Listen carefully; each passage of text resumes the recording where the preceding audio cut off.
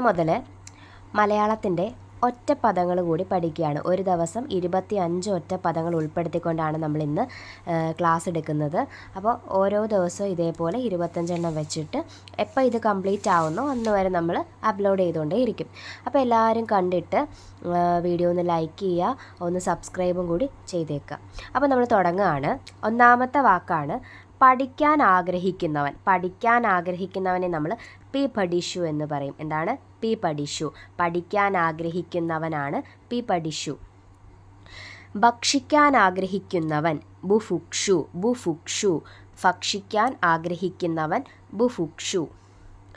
കുടിക്കാൻ ആഗ്രഹിക്കുന്നവൻ പിപാസു. കുടിക്കാൻ ആഗ്രഹിക്കുന്നവൻ പിപാസു. അപ്പോൾ പഠിക്കാൻ ആഗ്രഹിക്കുന്നവൻ പി പഠിഷു, ഭക്ഷിക്കാൻ ആഗ്രഹിക്കുന്നവൻ ബുഫുക്ഷു, കുടിക്കാൻ ആഗ്രഹിക്കുന്നവൻ പിപാസു. അടുത്തതാണ് വിദ്യ അർത്ഥിക്കുന്നവൻ. വിദ്യ അർത്ഥിക്കുന്നവൻ. വിദ്യ അർത്ഥിക്കുന്നവനാണ് വിദ്യാർത്ഥി. വിദ്യ അർത്ഥിക്കുന്നവനാണ് വിദ്യാർത്ഥി. വിദ്യ അർത്ഥിക്കുന്നവൻ വിദ്യാർത്ഥി. ജയിക്കാൻ ആഗ്രഹിക്കുന്നവൻ ആണ് ജിഗീഷു. ജയിക്കാൻ ആഗ്രഹിക്കുന്നവൻ ജിഗീഷു. ജയിക്കാൻ ആഗ്രഹിക്കുന്നവൻ ജിഗീഷു. അപ്പോൾ വിദ്യ അർത്ഥിക്കുന്നവൻ വിദ്യാർത്ഥി, ജയിക്കാൻ ആഗ്രഹിക്കുന്നവൻ ജിഗീഷു. കാണാൻ ആഗ്രഹിക്കുന്നയാൾ ദിദൃക്ഷു. കാണാൻ ആഗ്രഹിക്കുന്നയാൾ ദിദൃക്ഷു. കാണാൻ ആഗ്രഹിക്കുന്നയാളാണ് ദിദൃക്ഷു. മോക്ഷം ആഗ്രഹിക്കുന്ന ആൾ മുമുക്ഷു. മോക്ഷം ആഗ്രഹിക്കുന്നയാളാണ് മുമുക്ഷു. ഒറ്റപ്പദമാണേ. അപ്പോൾ മോക്ഷം ആഗ്രഹിക്കുന്ന ആളെ നമ്മൾ ഒറ്റപ്പദത്തിൽ എന്ത് പറയും? മുമുക്ഷു. അപ്പോൾ കാണാൻ ആഗ്രഹിക്കുന്നയാൾ ദിദൃക്ഷു, മോക്ഷം ആഗ്രഹിക്കുന്നയാൾ മുമുക്ഷു. ആശ നശിച്ചവൻ ഹതാശൻ. ആശ നശിച്ചവൻ ഹതാശൻ. ആശ നശിച്ചവൻ ഹതാശൻ. ആശ നശിച്ചവനെ നമ്മൾ എന്തെന്ന് പറയും? ഹതാശൻ. അപ്പം കാണാൻ ആഗ്രഹിക്കുന്നയാൾ ദിദൃക്ഷു, മോക്ഷം ആഗ്രഹിക്കുന്നയാൾ മുമുക്ഷു, ആശ നശിച്ചവൻ ഹതാശൻ. കുലത്തെ ത്രാണനം ചെയ്യുന്നവൾ കളത്രം. കുലത്തെ ത്രാണനം ചെയ്യുന്നവളാണ് കളത്രം. കളത്രം. കുലത്തെ ത്രാണനം ചെയ്യുന്നവൾ കളത്രം. ധനം ആഗ്രഹിക്കുന്നവൻ ധനേച്ചു. ധനം ആഗ്രഹിക്കുന്നവൻ ധനേച്ചു. ധനം ആഗ്രഹിക്കുന്നവൻ ധനേച്ചു. ഹിതം ആഗ്രഹിക്കുന്നവൻ ഹിതേച്ചു. ഹിതം ആഗ്രഹിക്കുന്നവൻ ഹിതേച്ചു. ധനം ആഗ്രഹിക്കുന്നവൻ ധനേച്ചു. ഹിതം ആഗ്രഹിക്കുന്നവൻ ഹിതേച്ചു. യോഗം അഭ്യസിപ്പിക്കുന്നവനാണ് യോഗാചാര്യൻ.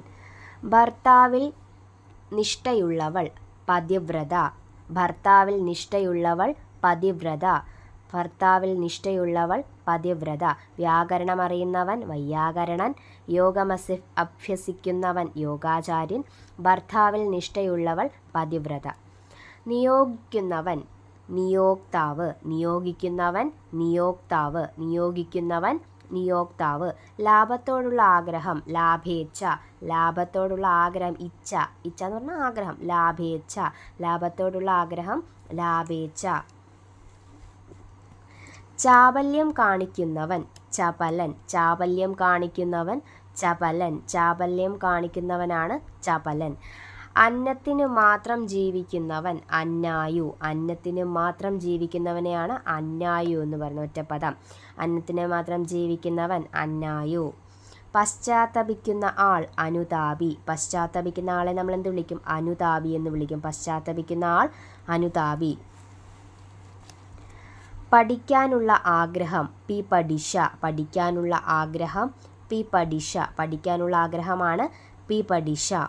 അറിയാനുള്ള ആഗ്രഹം ജിജ്ഞാസ. അറിയാനുള്ള ആഗ്രഹം ജിജ്ഞാസ. അറിയാനുള്ള ആഗ്രഹം ജിജ്ഞാസ. സമൂഹത്തെ സംബന്ധിച്ചത് സാമൂഹികം. സമൂഹത്തെ സംബന്ധിച്ചത് സാമൂഹികം. സമൂഹത്തെ സംബന്ധിച്ചത് സാമൂഹികം. സമൂഹത്തെ സംബന്ധിച്ചത് എന്താണ്? സാമൂഹികം. സ്മരണയെ നിലനിർത്തുന്നത് സ്മാരകം. സ്മരണയെ നിലനിർത്തുന്നത് സ്മാരകം. സ്മരണയെ നിലനിർത്തുന്നത് സ്മാരകം. ഒന്നായിരിക്കുന്ന അവസ്ഥ ഏകത്വം.